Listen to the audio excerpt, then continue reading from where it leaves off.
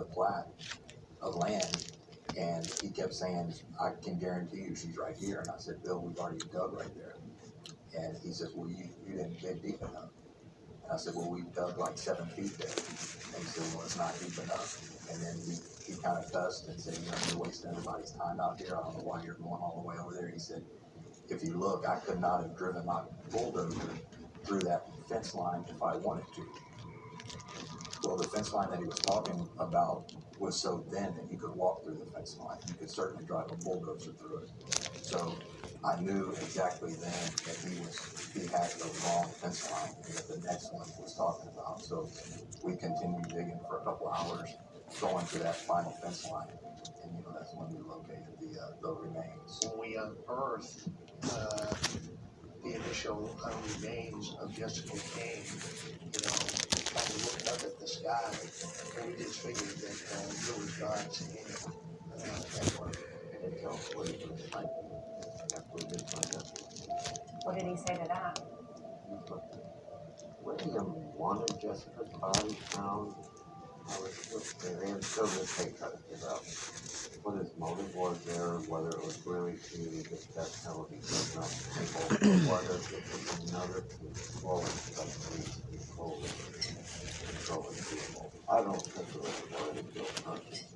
I wanted to help the family out and closure. Just over a week later, search crews also discovered Kelly Cox's remains. We believe William Reese brought Kelly Cox back down to the Brazoria County site where he killed her there. We believe he buried her at that Brazoria County location. This is the bracelet that Kelly had on that day, and the detectives found this bracelet when they found her remains.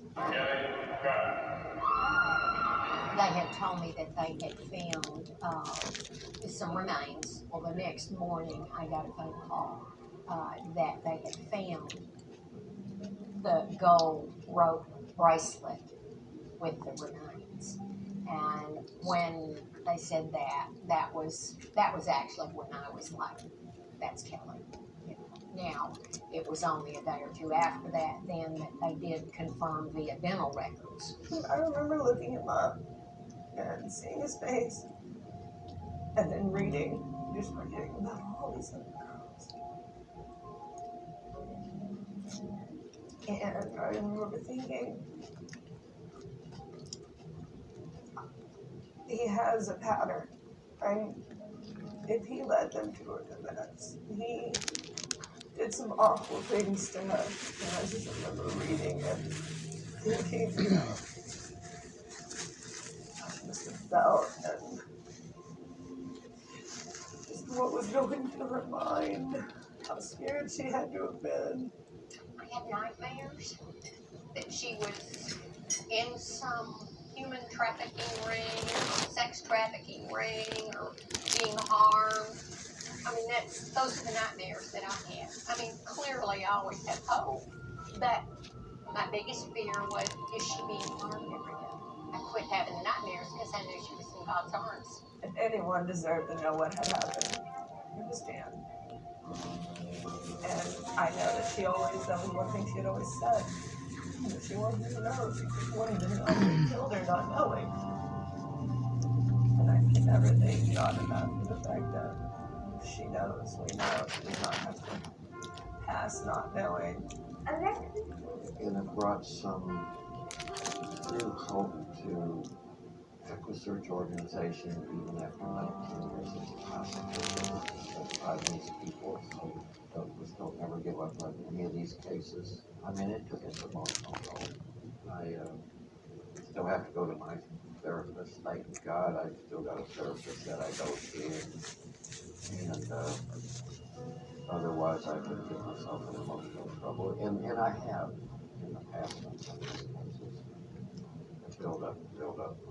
I do get emotionally attached. When I found out what happened to my mother when I was 20 years old, and this was in 2016, and when William Reese let us there, I lost it. I lost my mind. I lost myself completely. It threw me out of reality because I didn't want to believe it. I just wanted to lay in bed and just shut the world out.